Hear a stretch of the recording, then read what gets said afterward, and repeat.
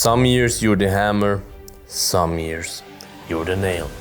The loser of the year 2024 Bloodsport MMA Award number 6 out of 10 from 2024.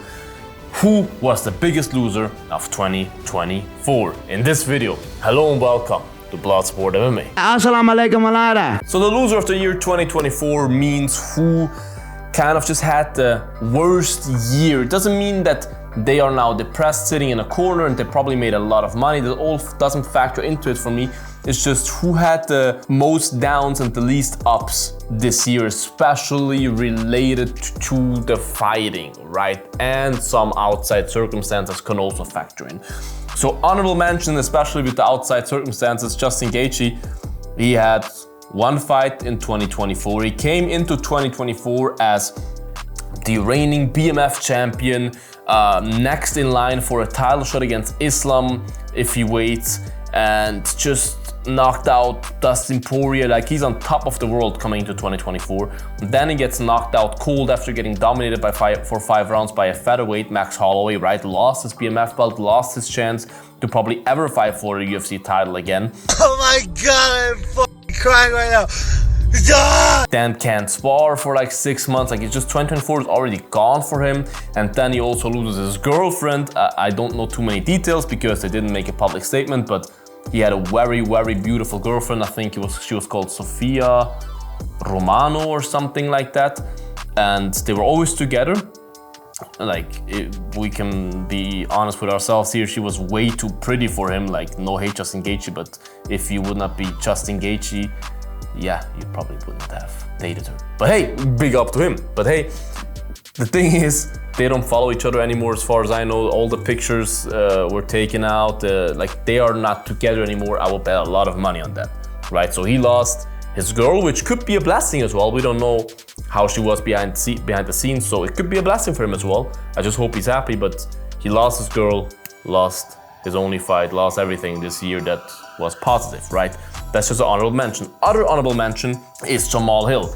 Jamal Hill had one fight in 2024, got knocked out, got humiliated right in front of the whole world, and then instead of taking it like a champ, went out there and till this day is just crying around about how her dean was the reason for the loss, and Alex did this and that, and he, like, that was unfair and whatever. He just makes up crazy excuses why he lost that fight, and he can't get rid of those excuses, and he can't stop making a fool out of himself. Even though I like him a lot, he really made a fool out of himself this year.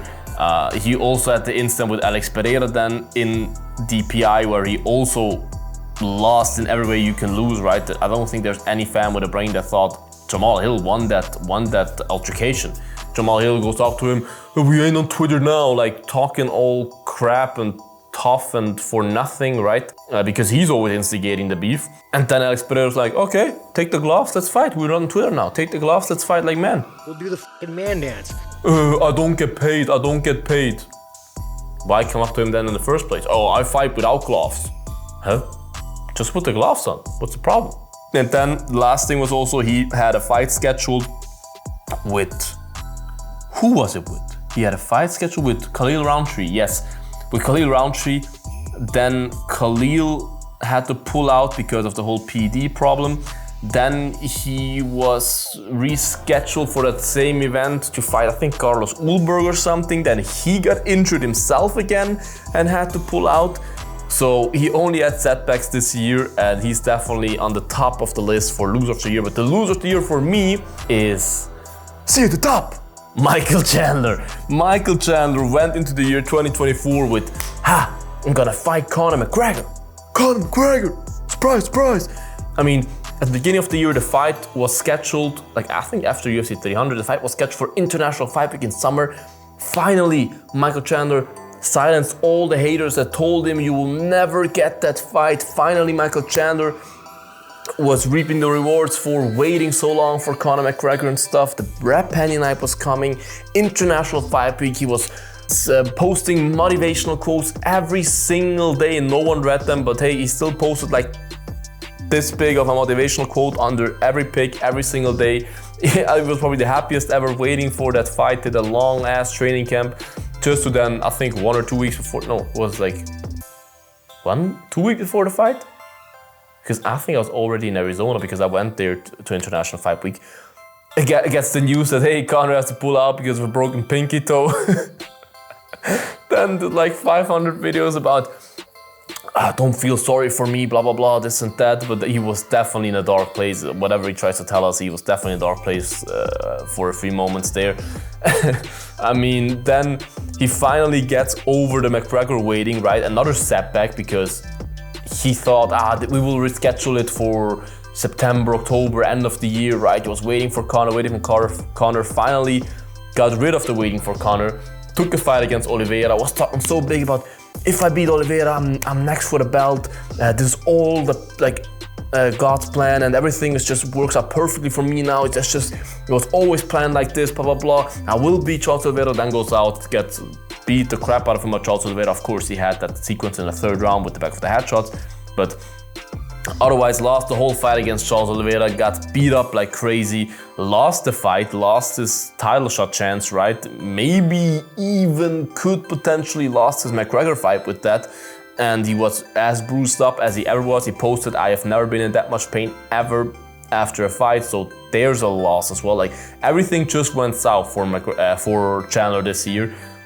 You can also put Conor in there, but Conor did not fight this year, so you have to at least have one fight this year for me to put you in that category, because Conor's stuff was mostly outside the octagon, and Conor did not really lose much by not fighting Chandler. He has a boatload of money anyways, he doesn't really care. So Chandler, Michael Chandler, I'm sorry, but you are the loser of the year from the Bloodsport MMA Awards 2024. You're the loser of the year 2024. Who is it for you guys? Write it in the comments. Make sure to like this video, subscribe to the channel, would appreciate that. Make sure to check out the Bloodsport merch, bloodshop.net, link is in the bio, freshest merch in the business.